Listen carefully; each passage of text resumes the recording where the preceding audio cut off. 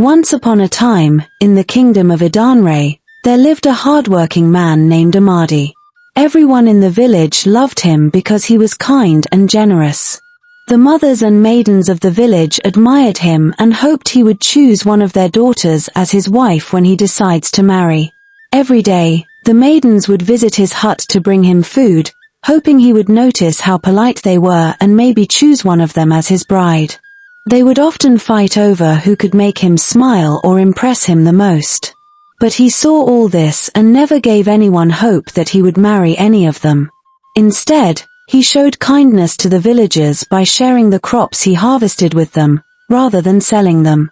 Amadi was an orphan, having lost his parents tragically, and since then, he had lived relying on the love of the villagers. He had 3 friends who had been by his side since they were kids. They admired him a lot for they saw how he went from being a kid with no parents and nothing to a strong, noble and rich man, even richer than the king himself. They watched him every day, reminding him how important it was to find a wife. One evening, as they sat outside Amadi's hut, he gave them some cocoyam and red oil he had made, hoping they would like it. But as he hurried around to get them cola nuts and palm wine, they burst out laughing. Amadi, they teased, seeing how funny he looked running around like a busy bee. How many times do we have to tell you to find a woman to cook for you? You can't keep eating plain cocoyam with all the money you have. There are plenty of girls in this kingdom who would marry you in a heartbeat. One of his friends, Kelechi, turned to the others, and they all agreed. Whenever you come to our houses, our wives make you delicious meals. But when we come to your place, you give us this simple food, they chuckled. But Amadi sat quietly, thinking about finding someone special who would be both a wife and a mother figure to him. And don't say you're not interested in anyone, because there are maidens coming to your hut all the time, they warned, sensing what Amadi might say next. Those maidens are just being kind, and I haven't shown any of them that I want to get married, he replied softly.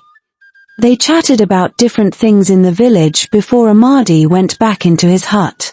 He stared at the walls, imagining his future wife. He hoped she would be his partner and take care of the household chores, so he wouldn't have to worry about what to eat all the time. One peaceful evening, as Amadi strolled towards his farm to check his trap, he noticed a beautiful maiden struggling under the weight of heavy firewood walking in the opposite direction to him. Concerned, he approached her with a warm smile. "Good evening," he greeted. "My name is Amadi. Can I help you take your firewood to your hut? It seems too heavy for you to carry all by yourself." The maiden was surprised by his kindness. "But we are going in opposite directions. Why would you want to forego your plans to help me?" she asked, her curiosity shining in her eyes. But he reassured her with a smile planted on his lips. "I was on my way to check my trap," he explained, "but it can wait. Let me help you carry your firewood home first." The maiden nodded gratefully, a smile lighting up her face. She accepted Amadi's offer, touched by his kindness. As they walked together, they chatted amiably. "What is your name?" he asked. "My name is Omar. I am the only daughter of Mazi Okafor and Nene. I live close to the market square," she replied, pointing towards her parents' hut. Amadi felt a flutter of happiness in his heart as he listened to her sweet, enchanting voice.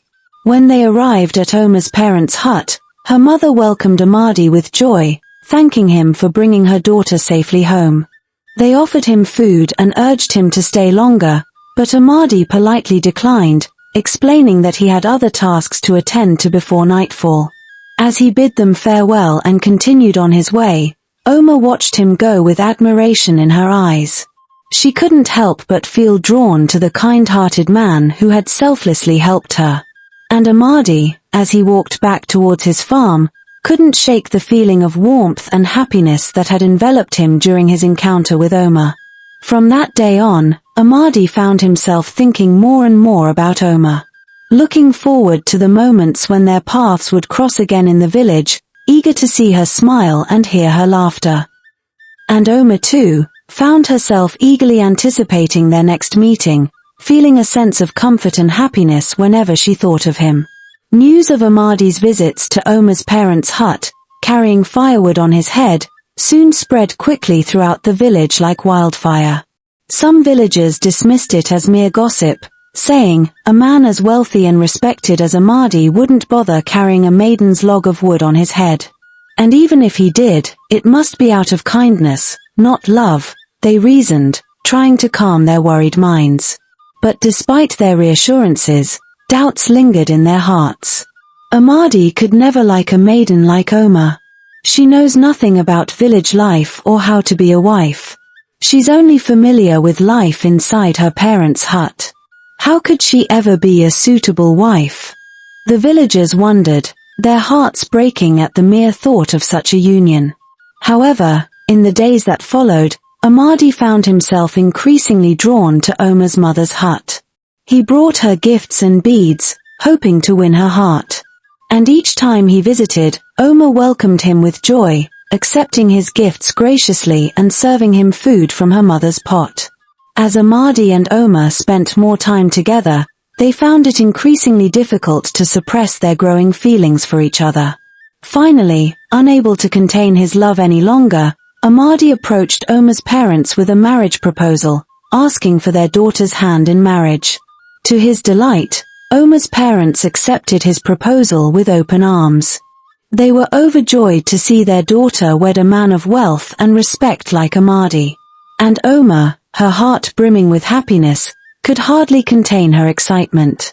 She found herself unable to sleep or eat, consumed with thoughts of her impending marriage to her beloved Amadi.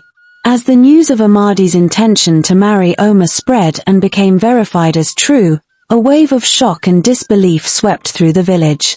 Maidens approached him, tears glistening in their eyes, hoping against hope that the rumors were false. But to their dismay, Amadi confirmed the news with a heavy heart, seeing the pain and heartbreak etched on their faces. Some maidens couldn't bear the weight of the truth and fainted right there in their parents' huts. Others wept bitterly, feeling betrayed and defeated. "This is wrong," they cried. "A woman like Omar, who knows nothing about village life, does not deserve him." For many of these maidens, he had been their beacon of hope, the one they had dreamed of marrying someday. They had rejected other suitors, holding on to the belief that one day, he would see their worth and choose them. But the thought of him marrying someone like Omar shattered their dreams and left them feeling lost and alone. Despite Amadi's apologies, their anger simmered, and their resentment was directed towards Omar. Once praised by their parents for attracting Amadi's attention, they were now spoken to harshly and blamed for letting a man like Amadi slip through their fingers. Meanwhile, preparations for Amadi and Omar's wedding were in full swing. Finally, the day of the wedding arrived, and the entire village came together to witness the union of Amadi and Omar. The ceremony was a grand affair, with colorful decorations adorning every corner and music filling the air. People from neighboring villages also joined in the festivities, adding to the jubilant atmosphere. As Amadi and Omar exchanged vows and promises, their hearts overflowed with love and happiness. They looked into each other's eyes, knowing that they were meant to be together, despite the challenges they had faced along the way. After the ceremony, as the newlyweds settled into their little hut, Amadi couldn't contain his excitement at finally being married to Omar. He showered her with love and attention, eager to fulfill her every desire and make her happy.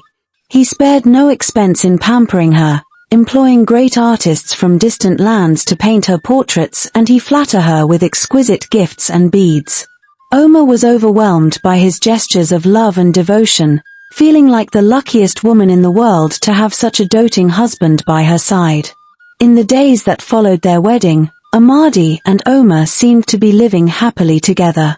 However, as time passed and days turned into weeks, Amadi began to notice strange behavior in his new wife. Omar would sleep from morning until night, seemingly oblivious to the world around her, resembling a pregnant woman in her need for rest. While other maidens and wives were busy with their morning chores, Omar remained inside, sleeping soundly. At first, Amadi attributed Omar's behavior to the excitement of being a newlywed, thinking that she would soon adjust and take on her responsibilities as a wife. He hoped that she would help him manage their home and contribute to their household chores. However, as the weeks went by, Omar's laziness only seemed to worsen, much to Amadi's growing frustration. Despite his efforts to encourage her and subtly hint at her neglect of her duties, Omar showed no signs of improvement. Amadi found himself washing, cleaning, and cooking for both of them, hoping that Omar would feel guilty and take on her responsibilities as a wife. But Omar remained indifferent, continuing to shirk her duties. One evening, as Amadi returned home from the farm, he was surprised to find Omar carrying a pot of food that she claimed came from her mother's hut. Perplexed, he questioned her, "Why are you taking food from your mother's hut to feed our home instead of cooking for us yourself?" Amadi couldn't understand why Omar's mother would give her daughter food to feed her husband instead of encouraging her to cook for her own home and take care of her husband. Sensing her husband's disbelief, Omar quickly fabricated a lie, saying, "I love to eat from my mother's pot, and that's why I go to her hut to eat her food and bring some for us." Amadi shook his head in disbelief. "But you're married now, and you should cook for me. You can't continue bringing pots from your mother's hut to ours." "I also want to eat food cooked by you," he gently insisted, trying not to make her uncomfortable. Omar apologized with a troubled expression on her face, but despite her apology, her behavior did not change. In the days that followed, Amadi hoped that Omar would improve, but instead, things only got worse. The house remained dirty and unkept despite his efforts to keep it clean. One evening, as the sun dipped below the horizon and Amadi returned home from his farm, exhausted from a long day's work, he was greeted by the sight of their house in disarray. The smell of the unventilated hut hit him as soon as he stepped inside. The pots were empty, there was no food, and the plates and clothes were dirty. The drinking pots lay empty, adding to Amadi's growing frustration. With anger simmering in his heart, he woke Omar from her slumber, his voice tinged with frustration and disappointment. "I left this house in the morning, and now it's evening, and I'm coming back home to a nasty house. You didn't bother to cook, clean, or wash the dishes. Just take a look at this hut, it's unventilated." Amadi's voice rang out, lashing at Omar from her deep slumber. Startled, Omar opened her eyes in shock. She had never imagined her husband raising his voice at her, and the realization hit her like a thunderbolt. Never had she thought that he would be upset by her behavior. As Amadi's calm and gentle demeanor shifted to frustration, evident in his voice and facial expression, Omar felt a pang of fear grip her. Feeling the weight of her husband's disappointment, Omar reached out for her clothes, trembling with apprehension. "While other women and maidens are out there taking care of their homes and husbands, you spend your time lazing around like a pregnant woman," Amadi continued, his words cutting through the air like a knife. With that said, he left their hut, his frustration palpable as he sought solace in his farm. He couldn't bear the thought of facing his friends, fearing their judgment and the potential scrutiny of his wife's behavior. Sitting at the center of his farm, he pondered where he had gone wrong and questioned if his expectations of a wife were too high. As he watched the sunset, a sense of anger washed over him. He couldn't shake the feeling of disappointment and resentment towards Omar's neglect of her duties as a wife. However, amidst the turmoil of his emotions, a glimmer of clarity emerged. In a final decision, Amadi resolved to talk to Omar and hear her explanation before laying any more accusations. He knew that communication was the key to resolving their issues, and he was determined to understand her perspective. With a heavy heart and no smile on his face, he made his way back to their hut. The villagers watched with shock and concern written on their faces, murmuring amongst themselves about how they had warned him against marrying a woman like Omar. But Amadi paid no attention to their words. He was determined not to let the assumptions and opinions of others dictate the fate of his marriage. Instead, he focused on finding a solution and rebuilding the trust and communication between him and his wife. As Amadi entered his compound, he was greeted by a sight that tugged at his heartstrings. Omar ran to him, tears streaming down her face, her knees hitting the ground as she cried bitterly, apologizing for her recent behavior. Her eyes were swollen and red from crying, and Amadi's heart ached at the sight of his wife in such distress. He realized that he had been gone for 4 hours, leaving her alone to grapple with her emotions. Forgetting his anger, he approached Omar, lifting her up from her knees and embracing her tightly. They walked into their hut together, with him shielding his wife's tears from prying eyes, his protective instincts kicking in. Inside the hut, he tried to calm Omar down, offering her a cup of water to soothe her parched throat. He held her hands gently in his heart breaking at the sight of her tears. "I am a bad wife," she sobbed, her voice barely audible amidst her tears. "They were all right. I don't deserve you. You deserve someone better who will be the wife and mother figure you have always dreamed of." Amadi felt a pang of pain as he heard Omar belittle herself. He shook his head in disagreement, unable to bear the thought of losing her.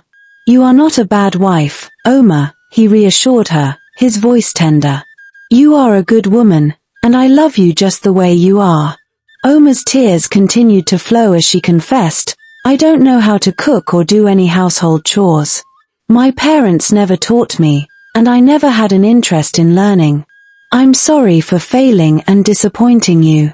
Amadi's heart swelled with love and understanding as he listened to his wife's words. With a sudden realization, he understood that Omar's lack of domestic skills was not a reflection of her character. He knew that she was a good person at heart, and her willingness to apologize and acknowledge her shortcomings only strengthened his love for her. With a heavy heart, Amadi looked into Omar's eyes and spoke softly, "I'm sorry for making you feel unappreciated. I said those harsh words out of anger and frustration, and I promise not to repeat them again. I don't expect you to go the extra mile for our home. All I ask is for you to assist in any way you can. We are husband and wife, and together, we can overcome any challenge."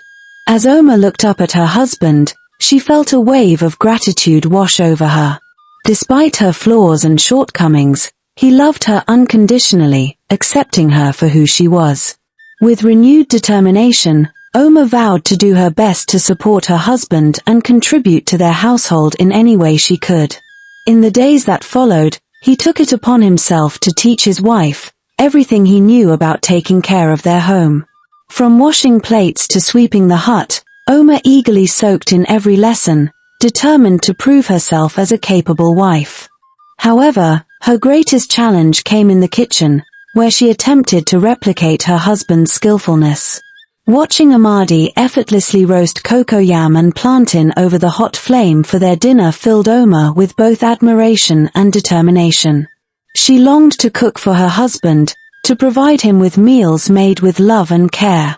But as she struggled to master the art of cooking, she often burned her hands in the process, tears of frustration mingling with the pain. Despite Amadi's warnings to stop and his offers to take over, Omar's stubbornness refused to let her give up. "I want to cook for you," she insisted, her voice filled with determination, hoping he wouldn't ask her to leave the kitchen. As Amadi reluctantly ate from her pot, Omar's heart swelled with joy and excitement. She watched intently as he savored each bite, a sense of accomplishment washing over her as he swallowed the plantain with satisfaction written across his face. It was a small victory, but one that filled her with pride and determination to improve. In the days that followed, Omar poured her heart and soul into taking care of her husband and their home.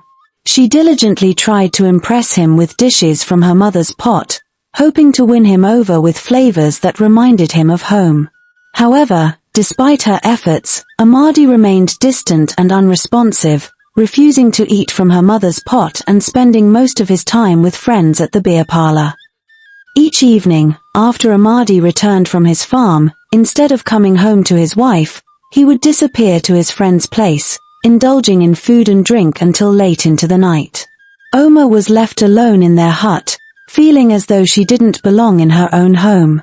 The loneliness weighed heavily on her heart, and she couldn't shake the feeling of responsibility for her husband's distant behavior. One evening, as Omar sat outside their hut, tears streaming down her cheeks, she couldn't help but reflect on her marriage and the growing divide between her and Amadi. "If only I knew how to cook and take care of the household chores better," she whispered to herself, her voice choked with emotion. "Maybe then, my husband would stay at home more often and spend time with me." As she pondered their situation, an idea began to form in Omar's mind. Perhaps, if she could find a way to bridge the gap between them, to show Amadi that she was willing to learn and grow for the sake of their marriage, he might be more receptive to her efforts. With a newfound determination, Omar wiped away her tears and resolved to approach her husband with her idea, hoping against hope that he would listen without judgment or insults.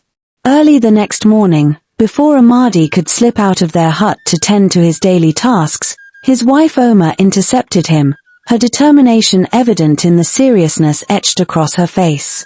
Amadi couldn't help but feel surprised to see her awake so early, realizing that whatever she had to say must be of utmost importance.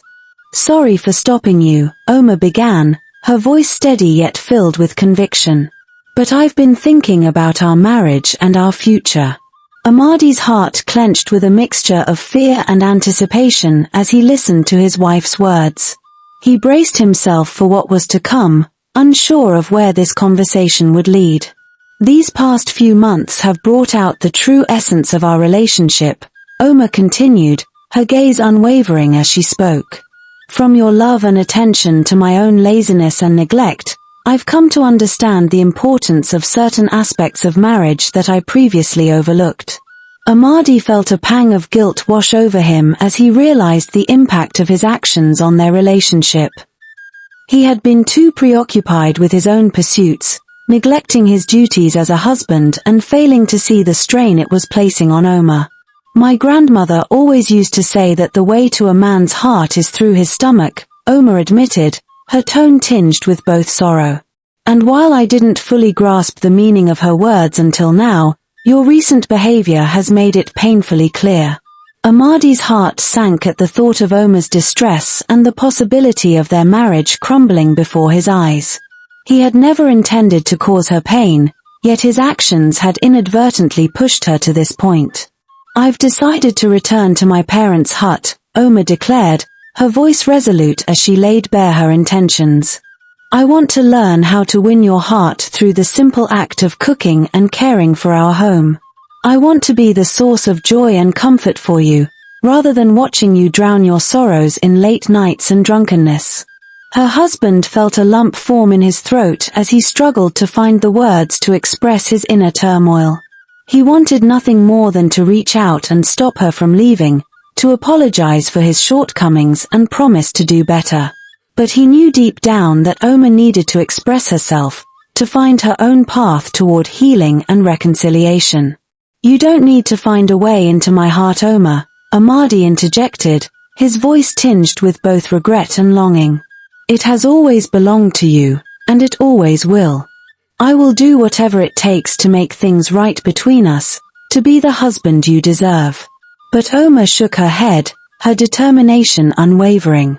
"This isn't just about us," she insisted softly, tears glistening in her eyes. "It's about the future of our family. I want to heed to my grandmother's lessons and ensure that our children never go hungry, that they never have to depend on my mother's pot for sustenance." Amadi swallowed hard, his heart heavy with the weight of Omar's words.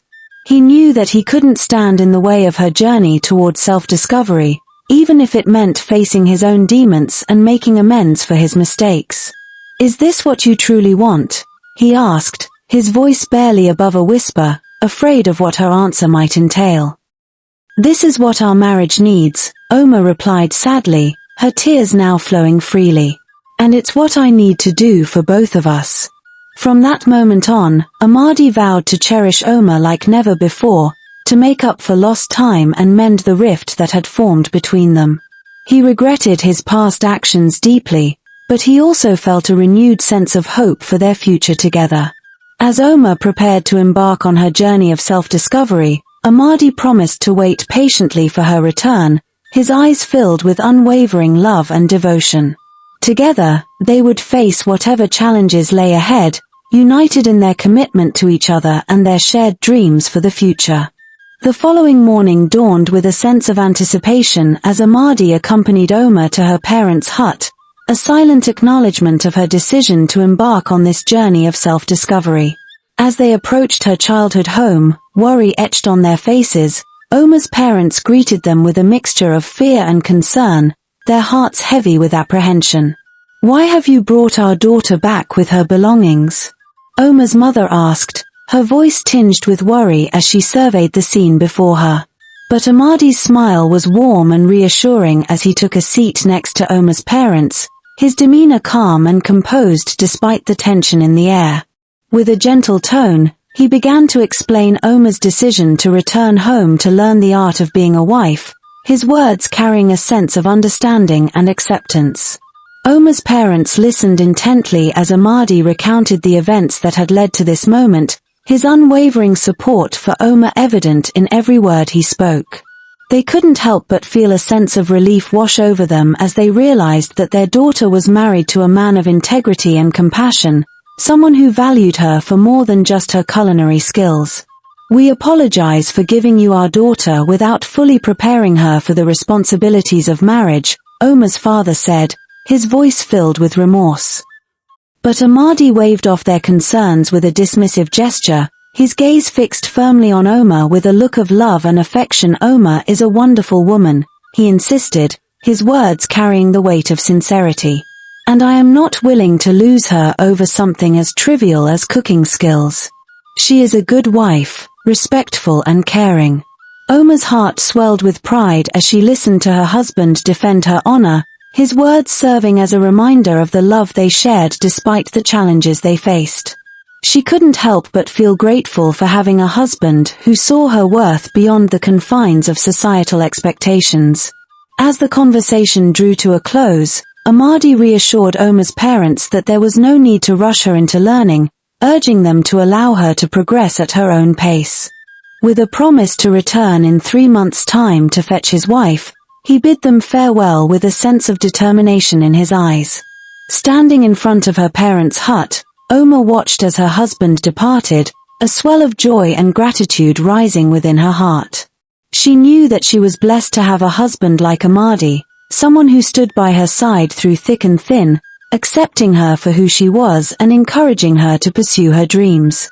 As she turned to re-enter her childhood home, Omar offered a silent prayer of thanks to the gods for blessing her with a partner who loved her unconditionally, flaws and all. She set out on her journey of self-discovery, confident that with Amadi by her side, she could overcome any obstacle that lay in her path. In the first 2 months that followed Omar's return to her parents' hut, the village buzzed with speculation about the state of Amadi and Omar's relationship. It was unconventional for a married couple to live separately, yet there was an undeniable aura of love and understanding that seemed to envelop them whenever they were together.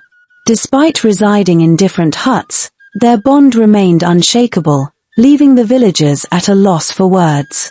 One evening, as the sun dipped below the horizon, casting a golden hue over the village, Amadi set out to check his traps, his mind filled with thoughts of his wife.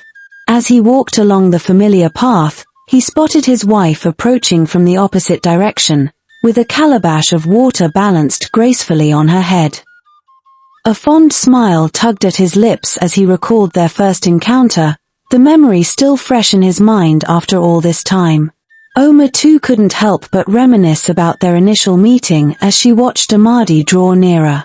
"Good evening," he greeted her warmly, his eyes sparkling with affection.